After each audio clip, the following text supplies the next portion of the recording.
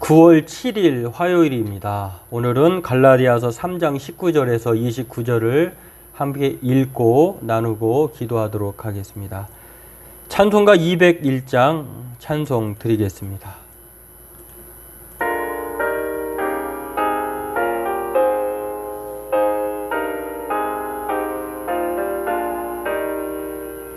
참 사람 되신 말씀 하늘의 지혜요, 변하지 않는 진리 온 세상 빛이라. 주 말씀 성경에서 찬란히 빛나고 내 길에 등불 되니 늘 찬송하리라. 주께서 세운 교회 이 말씀 받아서 그 귀한 빛을 비춰 온 세상 밝힌다. 귀중한 성경 말씀 금보다 귀하고 주님의 귀한 모습 잘 드러내도다. 이 말씀 깃발처럼 드높이 날리니 어두운 바다 위에 등대와 같도다. 이 고해 같은 세상 나 평생 지낼 때 그 말씀 나의 길에 등불이 되도다. 주님의 몸된 교회 빛나는 등대여, 이 세상 만민 앞에 비추게 하소서. 저 방황하는 길 손이 뿔들 따라서 주 얼굴 볼 때까지 잘 가게 하소서. 아멘.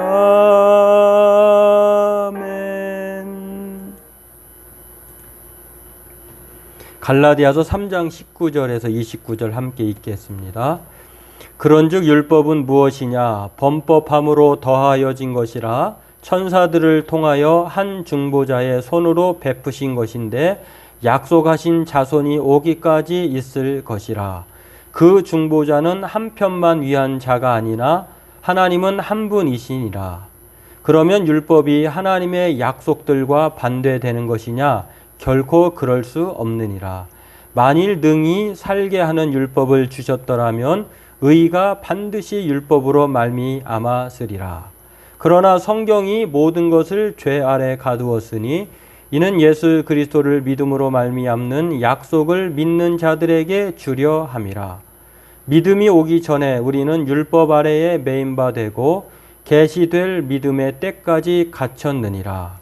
이같이 율법이 우리를 그리스도께로 인도하는 초등교사가 되어 우리로 하여금 믿음으로 말미암아 의롭다함을 얻게 하려 함이라. 믿음이 온 후로는 우리가 초등교사 아래에 있지 아니하도다. 너희가 다 믿음으로 말미암아 그리스도 예수 안에서 하나님의 아들이 되었으니 누구든지 그리스도와 합하기 위하여 세례를 받은 자는 그리스도로 옷 입었느니라.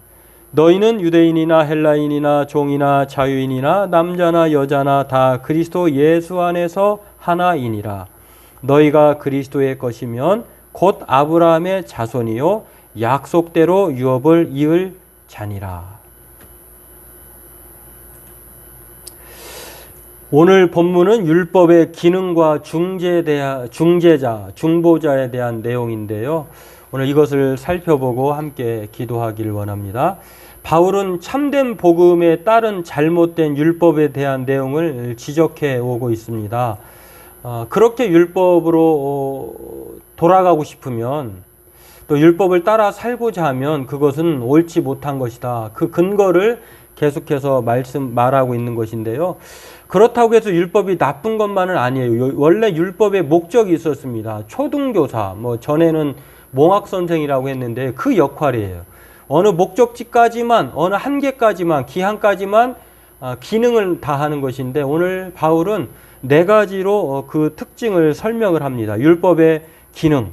그 이전 내용에 대한 율법의 기능에 대한 부연 설명이기도 한데요. 첫 번째는 율법은요, 사람의 죄와 관련되어 있다는 것입니다.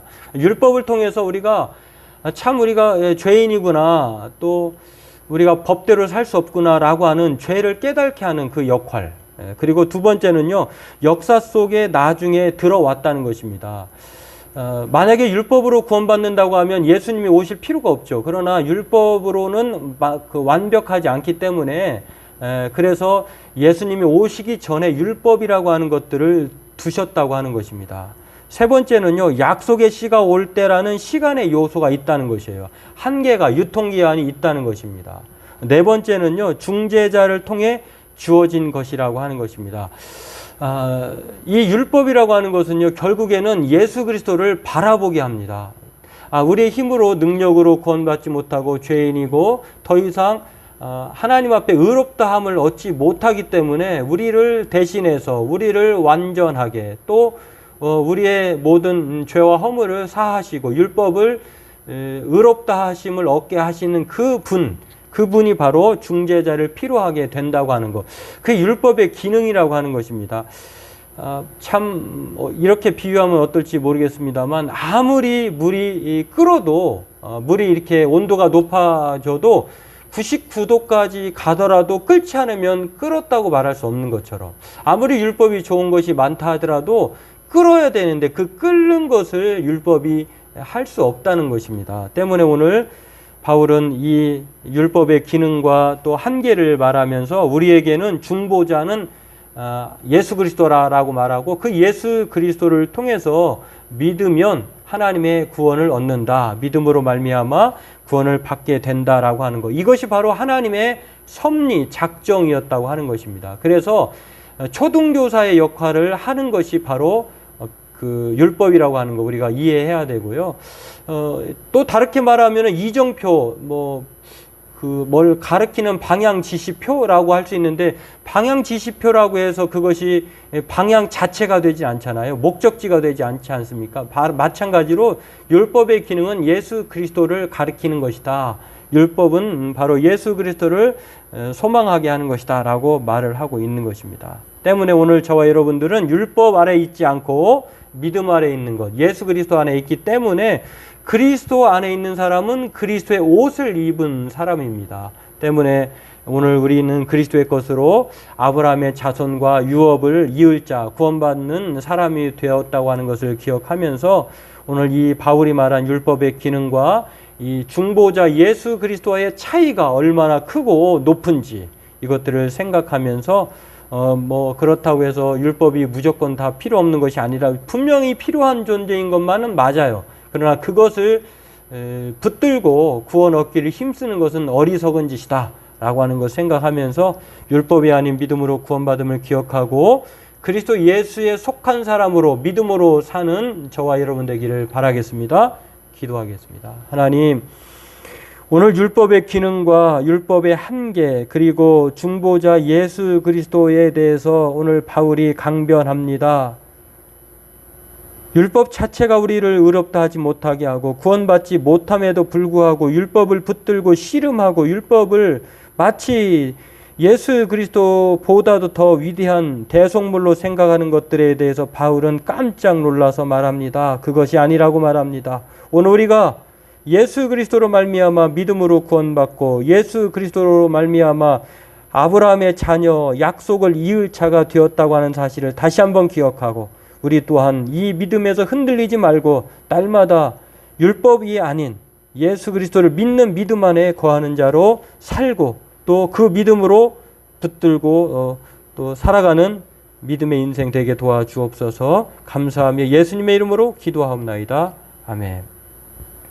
오늘 우리들을 살게 하는 것은 율법이 아니라 예수 그리스도를 믿는 믿음입니다. 오늘 그 예수 그리스도의 은혜에 늘 감사하고 또 기쁨으로 살아가는 믿음의 성도들 다 되길 바라겠습니다.